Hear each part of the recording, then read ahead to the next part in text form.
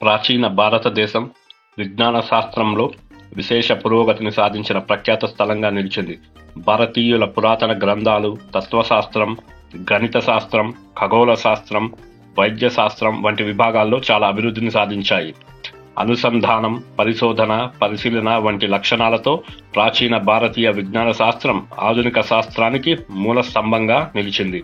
ఇది మనకు గర్వకారణం. ఋగ్వేదములో 1 నుండి 9 వరకు సంఖ్యలు, 10 యొక్క గుణిజాలు మరియు 1,00,000 గరిష్ట సంఖ్య ఉన్నాయి. కృష్ణ యజుర్వేదములో 10 సంఖ్య యొక్క శక్తులు లేదా అధికారాలు, గరిష్ట సంఖ్య ట్రిలియన్ ఉంది. 6 వేదాంగాలలో ఒకటి అయిన కల్పములో సులభ సూత్రాలు ఉన్నాయి. వీటి యందు ప్రాథమిక రేఖాగణిత సూత్రాలు, వివిధ రేఖాగణిత ఆకృతుల నిర్మాణం, యజ్ఞకుండాల నిర్మాణం విపులంగా వివరించబడ్డాయి. అన్ని రేఖాగణిత ఆకారాలు దారం మరియు సన్నటి పొడవైన కట్టి లేదా సూది వంటి 2 పరికరముల చేతనే నిర్మింపబడ్డాయి. వివిధ ఆకారాలు గల అగ్నిహోమ కుండములు అయిన కూర్మకుండం, ఈగల్ షేప్డ్ అగ్నికుండాలను ఎలా నిర్మించాలి? ఆకారముతో సంబంధం లేకుండా అన్ని హోమకుండాలు సమాన ఉపరితల వైశాల్యం కలిగి ఉంటాయి. వీటి ఉపరితల వైశాల్యం 7.5 స్క్వేర్ పురుషాలు. ఒక పురుషం 120 అంగుళాలు ఉంటుంది. అగ్నికుండంలో మొత్తం 5 లేయర్స్ ఉంటాయి. ప్రతి లేయర్లో ఇటుకల ఆకారం వేరుగా ఉంటుంది. రోప్ అండ్ పిన్ సాయంతో ఒక చతురస్రాన్ని ఎలా గీయాలి అనేది డీటెయిల్గా స్టెప్ వైజ్ ప్రొసీజర్ ఉంది. ఆ స్క్వేర్కి 10-100 రెట్లు పెద్దదైన స్క్వేర్ని కూడా ఎలా గీయాలి అన్న సమాచారం సులభ సూత్రాల యందు ఉంది. పైథాగరస్ థీరం లాంటి సులభ థీరంను బౌద్ధయాన సులభ సూత్రాల్లో చూడొచ్చు. బౌద్ధయాన మొట్టమొదటిగా పై యొక్క అప్రాక్సిమేట్ విలువను చెప్పాడు. సులభ సూత్రాల యందు కొలతలకు సంబంధించిన అనేక రేఖీయ యూనిట్లు వివరించారు. ఇండస్ వ్యాలీ సివిలైజేషన్లో కూడా బైనరీ సంఖ్య విధానం ఉన్నది. అంటే 2, 4, 8, 16, 32, 64 ఇలాగా. అలానే ఐవీసీ కాలం నాటి ఇటుకలు 4:2:1 నిష్పత్తిలో ఉంటాయి. ప్రస్తుత కాలంలో వాడే కంప్యూటర్ ర్యామ్స్ ఇలాంటి నిష్పత్తుల్లో చూడొచ్చు. 2GB RAM, 4GB RAM, 8GB RAM, 16GB RAM etcetera. పురాతన భారతదేశంలో కాలాన్ని ఘటి యంత్రంతో కొలుస్తారు. ఒక చిన్న పాత్రను తీసుకుని క్రమాంకనం చేయబడిన రంధ్రాన్ని కింద భాగాన సమకూరుస్తారు. తరువాత ఈ చిన్న పాత్రను ఒక పెద్ద బౌల్లో ఉంచుతారు. ఆ రంధ్రం ద్వారా నీరు 24 నిమిషాలలో నిండి ఆ పాత్ర పెద్ద బౌల్లోకి మునిగిపోతుంది. ఇలా ఒక రోజులో 60 సార్లు జరుగుతుంది. పురాతన భారతదేశంలో 24 నిమిషాలను ఘటిక అని, ఒక రోజులో 60 ఘటికలు ఉంటాయని అలా కాలాన్ని కొలిచేవారు. తరువాతి కాలంలో 60 నిమిషాలు లేదా 1 అవర్ టైం స్లాట్స్కి మనం మారాము. భారతదేశం నుంచి వచ్చిన అతి గొప్ప ఆవిష్కరణలో ఒకటి దశాంశ స్థానం విలువలు, డెసిమల్ ప్లేస్ వాల్యూ సిస్టమ్. దీని యొక్క ఆధారాలు 1 CE నాటి బౌద్ధ వసుమిత్రుని పుస్తకంలో, 5 CE నాటి జైన పుస్తకం లోక విభాగంలో చూడవచ్చు. అలాగే 6వ శతాబ్దానికి చెందిన ఒక శాసనం సంఖ్యల గుజరాత్లో దొరికింది. భారతదేశ గణిత శాస్త్రజ్ఞులలో మోస్ట్ ఫేమస్ పేరు ఆర్యభట్ట. ఈయన క్రీస్తు శకం 5వ శతాబ్దానికి చెందిన గొప్ప గణిత శాస్త్రజ్ఞుడు. జీరోని కనిపెట్టిన ఖ్యాతి, దశాంశ వ్యవస్థను అభివృద్ధి చేయడం, సంఖ్యా సిద్ధాంతం, త్రికోణమితి, బీజగణితం మరియు ఖగోళ శాస్త్రం వంటి విభాగాల్లో ఎన్నో కొత్త విషయాలను ప్రవేశపెట్టారు. ఆర్యభట్ట పైకు 3.1416 అనే అప్రాక్సిమేట్ వాల్యూని ప్రతిపాదించారు. త్రిభుజం యొక్క వైశాల్యం, స్క్వేర్ అండ్ క్యూబ్ రూట్స్ యొక్క ఫార్ములాలను, సైన్ పట్టిక, ఖగోళ గణనాలు చేశారు. ఆర్యభట్ట కొన్ని మిస్కాలిక్యులేషన్స్ కూడా చేశారు. అవి ఏవంటే గోళ ఘన పరిమాణం వాల్యూమ్ ఆఫ్ స్పియర్ని రాంగ్గా క్యాలిక్యులేట్ చేశారు. తరువాత భాస్కర 2 వాల్యూమ్ ఆఫ్ స్పియర్కి కరెక్ట్ ఫార్ములాని చెప్తారు. ఆర్యభట్ట సూర్యుని చుట్టుకొలత భూమి యొక్క చుట్టుకొలతకు 4 రెట్లు ఉంటుందని ప్రపోజ్ చేశారు. కానీ యాక్చువల్గా 109 రెట్లు ఉంటుంది. ఆర్యభట్ట భూమి యొక్క చుట్టుకొలత దాదాపు కరెక్ట్గా క్యాలిక్యులేట్ చేశారు. క్రీస్తు శకం 7వ శతాబ్దానికి చెందినవాడు బ్రహ్మగుప్త. ఈయన ఆధునిక బీజగణిత పితామహులలో ఒకరు. ఈయన బ్రహ్మస్ఫుట సిద్ధాంతం అనే పుస్తకాన్ని వ్రాశారు. భావన అనే ఆల్గరిథంను రేఖీయ మరియు వర్గ సమీకరణానికి సాధారణ పరిష్కారాలను ప్రతిపాదించారు. ఈయన మెయిన్ కాంట్రిబ్యూషన్స్ బీజగణితం, అంకగణితం, త్రికోణమితి, ఖగోళ శాస్త్రంలో ఉన్నాయి. బ్రహ్మగుప్త యొక్క అనేక ఆవిష్కరణలు 17-18వ శతాబ్దంలో యూరోప్కు చెందిన గణిత శాస్త్రజ్ఞులు అయిన పెల్స్, యూలర్, పియర్ డే ఫర్మాట్లు దాదాపు 1000 సంవత్సరాల తర్వాత కనుగొన్నారు. ప్రపంచంలో మొదటిసారిగా గురుత్వాకర్షణం అనే ఐడియాను బ్రహ్మగుప్త ప్రపోజ్ చేశారు. పై వాల్యూని <1% ఎర్రర్తో కరెక్ట్గా క్యాలిక్యులేట్ చేశారు. మొదటిసారిగా ప్రపంచంలో నెగటివ్ నంబర్స్ను ఆవిష్కరించారు. 0కు ఒక ఆకారం ఇచ్చి గణిత లెక్కల యందు ఉపయోగించారు. అలాగే Bhaskara 1 Hindu Arabic number system, decimal సిస్టమ్ను వ్రాశారు. మహావీర జైన గణిత శాస్త్రజ్ఞుడు. ఆయన 850 CEకి చెందినవాడు. ఈయన గణిత సార సంగ్రహ అనే పుస్తకాన్ని వ్రాశారు. ఈయన శతాబ్దాల ముందే ఎల్సిఎంకు గణన పద్ధతిని ఆవిష్కరించారు. తరువాత యూకేలో జాన్ నేపియర్ ప్రతిపాదించారు. మధ్యయుగ భారతదేశానికి చెందిన అత్యంత గొప్ప గణిత శాస్త్రవేత్త ఎవరంటే అది ఖచ్చితంగా భాస్కర 2 లేదా భాస్కరాచార్య అని చెప్పవచ్చు. ఈయన క్రీస్తు శకం 12వ శతాబ్దానికి చెందినవాడు. ఈయన రాసిన సిద్ధాంత శిరోమణి అనే పుస్తకం 4 భాగాలుగా విభజించబడింది. ఆ 4 భాగాల పేర్లు లీలావతి, బీజగణిత, గ్రహగణిత, గోళాధ్యాయ. ఇందులో అంకగణితం, బీజగణితం మరియు గ్రహాల గోళాల గణితాలు ఇటువంటి విషయాల గురించి పొందుపరిచి ఉన్నది. భాస్కర 2 చేసిన అనేక ఆవిష్కరణలు కూడా శతాబ్దాల తర్వాత యూరోప్లో గణిత శాస్త్రవేత్తలు కనుగొన్నారు. ఈయన చక్రవాళ పద్ధతిని బీజగణితాన్ని పరిష్కరించడానికి కనిపెట్టారు. అదే తరువాతి కాలంలో ఇన్వర్స్ సైక్లిక్ మెథడ్గా యూరోప్లో ప్రాచుర్యం పొందింది. భాస్కర 2 గణిత విశ్లేషణ, అవకలన, కలనం, సమగ్రత, గుణకం వంటి ప్రాథమిక కాన్సెప్ట్స్ని కూడా ఇంట్రడ్యూస్ చేశారు. భాస్కర 2 ఉజ్జయిన్లో కాస్మిక్ అబ్జర్వేటరీకి అధిపతిగా వ్యవహరించారు. కేరళ ఖగోళ శాస్త్ర మరియు గణిత శాస్త్ర పాఠశాల వ్యవస్థాపకుడు ద గ్రేట్ మాధవ. ప్రపంచంలోనే మొట్టమొదటిసారిగా ఈయన ఇన్ఫినిట్ సిరీస్ లేదా అనంత శ్రేణులను ఆవిష్కరించారు.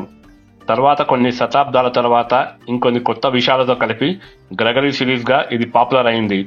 ఈ కేరళ ద గ్రేట్ మాధవ వారి వర్క్ నుండి కూడా క్యాలిక్యులస్ అనే కొత్త ఫీల్డ్ పుట్టింది. భారతదేశం యొక్క గణిత, ఖగోళ మరియు ఇతర జ్ఞాన సంపద అరబుల ద్వారా యూరోప్కు చేరింది. క్రీస్తు శకం 9వ శతాబ్దంలో ఖలీఫ్ హరూన్ అల్ రషీద్, అతని కుమారుడు అల్ మమూన్ హౌస్ ఆఫ్ విజ్డమ్ను బాగ్దాద్లో స్థాపించారు. ఇక్కడ ప్రముఖ గణితుడు అల్ ఖ్వారిజ్మీ భారతీయ గ్రంథాలను సంకలనం చేసి అరబిక్లోకి అనువదించాడు. అల్ ఖ్వారిజ్మీ పేరు లాటిన్ భాషలో అల్గోరిథమీగా మారింది. అదే తరువాత ఆల్గారిథం అయింది. జర్మనీకి చెందిన ఆడమ్ రీస్ ఆధునిక గణన పితామహుడిగా బిరుదు పొందాడు. మ్యాథమెటికల్ క్యాలిక్యులేషన్స్ను సింప్లిఫై చేయడానికి ఇండియన్ అరబిక్ సంఖ్యల యొక్క ఆచరణాత్మక ఉపయోగాన్ని యూరోప్లో ఈయన మొట్టమొదటిసారిగా ఒక పుస్తక రూపంలో ప్రవేశపెట్టారు. ఈ పద్ధతి ఓవర్ నైట్ సెన్సేషన్ అయింది యూరోప్లో. ఆ తరువాత రోమన్ న్యూమరల్స్ వాడకం పూర్తిగా కనుమరుగైపోయింది. దాని ప్లేస్లో ఇండియన్ అరబిక్ నంబర్ సిస్టంతో గణనం మొదలైంది. ఇది చాలా సింప్లిఫై చేసింది ఎంటైర్ క్యాలిక్యులేషన్ మెథడ్నే. ఇప్పుడు భారతదేశం యొక్క కాంట్రిబ్యూషన్స్ ఆస్ట్రానమీలో చూద్దాం. ఐతరేయ బ్రాహ్మణం, చందోగ్య బ్రాహ్మణాలలో సూర్యుడు ఎప్పుడు ఉదయించడు, అస్తమించడు, అతను మధ్యలో ఒంటరిగా ఉంటాడు అని వ్రాయబడి ఉంది. ఆ కాలం వారు సూర్యుడు నిశ్చలంగా ఉంటాడు అని నమ్మేవారు. ఐతరేయ బ్రాహ్మణం 7:33 సూర్యుడు ఎప్పుడు అప్రమత్తంగా ఉన్నాడు అని, ఎప్పుడు నిద్రపోడు అని వ్రాయబడింది.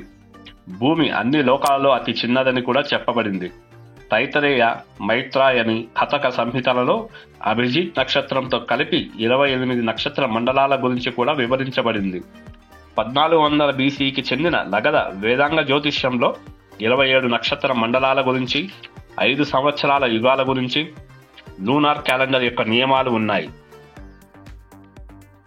ఎర్త్ యాక్సిస్ ఒక కంప్లీట్ సెలెస్టియల్ స్పియర్ ని చుట్టడానికి 26,000 సంవత్సరాలు పడుతుందని లగధ వేదాంగ జ్యోతిష్యం తెలుపుతుంది. అలానే అందులో విసువత్తులు, అయనాంతాలు, 6 సీజన్ల గురించి వివరించాడు లగధుడు. ప్రపంచంలో మొదటగా సూర్యగ్రహణం ఋగ్వేదము 5వ మండలంలో రికార్డ్ చేయబడింది. సూర్యుడి కాంతిని అసురుడు కమ్మేశాడు అని అర్థం వచ్చే మంత్రము ఉన్నది. ఋగ్వేదము, ఐతరేయ బ్రాహ్మణము, శతపథ బ్రాహ్మణాలలో సంవత్సరానికి 360 రోజులుగా, ఒక్కో నెలకు 30 రోజులుగా, సంవత్సరంలో 12 నెలలుగా లూనార్ క్యాలెండర్ డీటెయిల్స్ ఉన్నాయి. ప్రతి 6 సంవత్సరాలకు ఒక అధిక మాసం కలపబడుతుంది. దీని వలన సూర్య చంద్ర క్యాలెండర్లు సమకాలీకరించబడతాయి. పగలు రాత్రుల యొక్క పెరుగుదల మరియు తగ్గుదల కూడా వివరంగా చెప్పబడింది.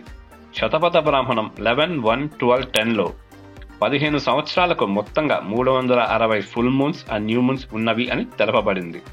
శతపథ బ్రాహ్మణం 10-4-3-20లో 10,800 ముహూర్తాలు ఒక సంవత్సరంలో ఉంటాయని, దీనికి సంకేతంగా మహాయజ్ఞములలో 10,800 ఇటుకలను ఖచ్చితంగా వాడుతారు.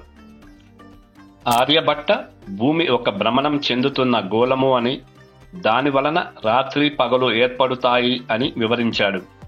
తరువాత బ్రహ్మగుప్తుడు దీనిని విమర్శించి తప్పు అని చెప్తాడు. ఆర్యభట్ట చెప్పేది నిజమే అయితే ఉదయం ఎగిరి వెళ్లి రాత్రి తిరిగి వచ్చే పక్షులు తమ గూటికి ఎలా చేరుతాయి? అప్పటికే భూమి 180 డిగ్రీలు తిరిగి ఉంటుంది కదా అని చెప్తాడు. కానీ ఈ విషయంలో ఆర్యభట్ట కరెక్ట్. భూమి ఒక భ్రమణం చెందుతున్న గోళము, దానివల్ల మనకు రాత్రి పగలు ఏర్పడతాయి. బ్రహ్మగుప్త గారు దీన్ని తప్పుగా విశ్లేషించారు. ప్రపంచవ్యాప్తంగా టైమ్ స్కేల్స్ ను గమనిస్తే జూడియో క్రిస్టియన్ మతాల క్యాలెండర్లు 6,000 సంవత్సరాలకు కుదించబడి ఉంటాయి. అదే హిందూ మతం యందు కాలం అండ్ స్పేస్ ఎప్పటికీ అంతం కావు, కాలం యొక్క చక్రీయ స్వభావం, అనంతం అనే భావన, చతుర్యుగము, కల్పము అనేటువంటి కొన్ని బిలియన్ సంవత్సరాల టైం కాన్సెప్ట్స్ హిందూయిజంలో ఉంటాయి. ఇప్పుడు మెటలర్జీలోని విశేషాలను చూద్దాం. రాగి కాంస్యానికి మొదటి సాక్ష్యం మేర్గర్ ప్రాంతంలో 6000 BCEకి చెందిన ఆధారాలు దొరికాయి. కొద్ది రోజుల క్రితమే ప్రపంచంలో ఫస్ట్ ఐరన్ ఏజ్ తమిళనాడులో ఆవిర్భవించిందని తమిళనాడు గవర్నమెంట్ ఆర్కియలాజికల్ ప్రూఫ్స్ ను ప్రొవైడ్ చేసింది. ఇండస్ వ్యాలీ సివిలైజేషన్ లోని డాన్సింగ్ గర్ల్ బ్రాంజ్ స్టాచ్యూ సుమారు 4,500 సంవత్సరాల ముందు లాస్ట్ వ్యాక్స్ టెక్నాలజీతో తయారు చేయబడింది. కాపర్ టూల్స్ కూడా 4500 BCవి దొరికాయి. లాస్ట్ వ్యాక్స్ టెక్నాలజీతో మొదట విగ్రహాన్ని లక్కతో లేదా వ్యాక్స్తో తయారు చేస్తారు. విగ్రహాన్ని తయారు చేసిన తర్వాత దానికి బంకమట్టితో కప్పి కాలుస్తారు. అప్పుడు లక్క పూర్తిగా కరిగిపోయి బంకమట్టి గట్టిపడుతుంది. తర్వాత కరిగించిన లోహాన్ని అందులో వేసి ఆరని తర్వాత బంకమట్టిని తొలగిస్తారు. దీనికి మరొక ఉదాహరణ సుల్తాన్ గంజ్ బుద్ధ. ఇప్పుడు ఈ స్టాచ్యూ బ్రిటిష్ మ్యూజియంలో ఉంది. గుప్తా పీరియడ్ 500 ADకి సంబంధించిన ఈ స్టాచ్యూ కాపర్తో చేయబడింది. ఇది 500 kgల బరువు మరియు 2.3 మీటర్ x 1 మీటర్ వైశాల్యం కలిగి ఉంటుంది. ప్రపంచంలో మొదటిసారిగా జింక్ ఎక్స్ట్రాక్షన్ పద్ధతిని భారతీయులే కనిపెట్టారు. సుమారు 400 నుంచి 300 BC కాలానికి చెందిన C14 డేటెడ్ టింబర్ జాబా రాజస్థాన్లో దొరికింది. క్లోజ్డ్ రిటార్ట్ రిడక్షన్ పద్ధతిని ఉపయోగించి ఇన్వర్స్ కండెన్సేషన్ మెథడ్ ద్వారా ప్యూర్ జింక్ ను ఎక్స్ట్రాక్ట్ చేసేవారు. 8 నుంచి 12వ శతాబ్దాల కాలంలో జావా రాజస్థాన్లో మల్టీటన్ అంటే ఇండస్ట్రియల్ స్కేల్లో జింక్ ఉత్పత్తి జరిగేది. లాస్ట్ 500 నుంచి 1000 ఇయర్స్ నుండి సాంప్రదాయంగా కేరళలోని అరన్మూల గ్రామంలోని కుటుంబాలు ఈ ఫుల్లీ మెటాలిక్ అద్దాలను తయారు చేశారు. ఇవి నార్మల్ గ్లాస్ కంటే మెరుగ్గా పనిచేస్తాయి. వీటి యొక్క కాంపోజిషన్ ఈ రోజుకి సీక్రెట్ గా ఉంచబడింది. మెటలర్జీలో ప్రపంచ ప్రఖ్యాతి పొందిన వాటిలో మొదటి వరుసలో వచ్చేది తప్పకుండా వుడ్ స్టీల్. అలెగ్జాండర్ కు పోరస్ యుద్ధానంతరం దీనిని బహుకరించినట్టు ఒక కథ ఉంది. ఈ వుడ్ స్టీల్ చాలా దృఢంగా హై కార్బన్ కాంటెంట్ తో ఉంటుంది. ఇది సోల్జర్స్ యొక్క కవచాలను చీల్చగలుగుతుంది. అలాగే పల్సటి పేపర్ లేదా క్లాత్ ను కూడా కట్ చేయగల షార్ప్నెస్ ఈ వుడ్ స్టీల్ తో తయారు చేసిన కత్తులకు ఉంటుంది. అరబ్లు ఈ వుడ్ స్టీల్ నే 8వ శతాబ్దంలో డమాస్కస్ కు ఎక్స్పోర్ట్ చేసుకున్నారు. తర్వాత ఈ వుడ్ స్టీల్ తో తయారు చేసిన డమాస్కస్ స్వార్డ్స్ వరల్డ్ ఫేమస్ అయ్యాయి. గుప్త కాలంలో నాణాలు చాలా ఫేమస్ మరియు అనేక రకాల దేవతల ఆకారాలు మొట్టమొదటిసారిగా వీటిపైన చూడవచ్చు. హిందువులు ఇనుము తయారీలో రాణించారు మరియు భారతీయ ఉక్కు యొక్క అంచును అధిగమించడానికి ఏదైనా కనుక్కోవడం అసాధ్యం అని చెప్పారు అల్ ఇరిసి. యూరోపియన్ రాబర్ట్ హ్యాడ్ఫీల్డ్ ఇలా అన్నారు వుడ్ స్టీల్ గురించి: భారతీయ వుడ్ స్టీల్ యూరోపియన్ స్టీల్ కంటే చాలా గొప్పది, అనేక అంశాలలో సాటి లేనిది. ప్రపంచ ప్రఖ్యాతి పొందిన 400 ADకి చెందిన ఐరన్ పిల్లర్ను ఈ రోజుకి మనం ఢిల్లీలో చూడొచ్చు. ఈ ఐరన్ పిల్లర్ కర్రోజన్ రెసిస్టెంట్ గా ఉండటానికి కారణం దీనిలోని హై ఫాస్ఫరస్ కాంటెంట్. ఇప్పుడు ఆర్కిటెక్చర్ లోని విశేషాలను చూద్దాం. ఇండస్ వ్యాలీ సివిలైజేషన్ 5000 సంవత్సరాల కిందది. అక్కడ అర్బన్ సిటీస్ లో ప్రాపర్ ఆర్కిటెక్చరల్ సిద్ధాంతాలతో నిర్మింపబడిన multi storeyed buildings, common bath pools, shipping harbours ను మనం చూడవచ్చు. మనుషుల మతలు పోగొట్టే ఆర్కిటెక్చరల్ ఇంజనీరింగ్ మార్వెల్స్ మన దేశం అంతటా చూడొచ్చు. ఎల్లోరా టెంపుల్ ఒక మోనోలిథిక్ స్ట్రక్చర్, అంటే సింగిల్ రాక్ నుండి క్రియేట్ చేయబడింది. హొయసలా టెంపుల్ యొక్క ఆర్కిటెక్చర్ చూస్తే మతిపోవాల్సిందే. అక్కడి శిల్ప చాతుర్యం ప్రపంచంలో ఎక్కడా చూడలేము. ఇంకొక elegant example Konark sun temple, ఒక అద్భుతమైన కట్టడం. ప్రపంచంలో భాషను సైంటిఫిక్ గా ఒక లాంగ్వేజ్ మోడల్ గా 4000 ఆల్గారిథమిక్ రూల్స్ ని శ్లోక రూపంలో 2 గంటల్లోనే పాడగలిగే విధంగా వ్రాసారు పనిని మహర్షి. నామ్ చాంస్కీ, ఫాదర్ ఆఫ్ మోడర్న్ లింగ్విస్టిక్స్, ఈయన వ్రాసిన లాంగ్వేజ్ మోడల్ కూడా పనిని లాంగ్వేజ్ మోడల్లోని అనేక పద్ధతులను కలిగి ఉంటుంది. మ్యాథమెటిక్స్, ఆస్ట్రానమీ, మెటలర్జీ, ఆర్కిటెక్చర్తో పాటు భారతదేశం ప్రపంచానికి యోగాను ఇచ్చింది. మానసిక, శారీరక ఉన్నతి మరియు సమతుల్యానికి యోగా ఎంతగానో సహకరిస్తుంది. Physical exercises, breathing techniques, meditative methods ఇందులో పొందుపరిచి ఉన్నవి. వైద్య శాస్త్రంలో సుశ్రుత చెరిగిపోని ముద్ర వేశారు. ఈయన అనేక సర్జికల్ మెథడ్స్ ను డెవలప్ చేశారు. సుశ్రుత సంహితలోని అనేక సర్జికల్ ప్రోటోకాల్స్, 1200 రోగాల గురించి మరియు 120 సర్జికల్ టూల్స్ గురించి ఈయన వివరించారు.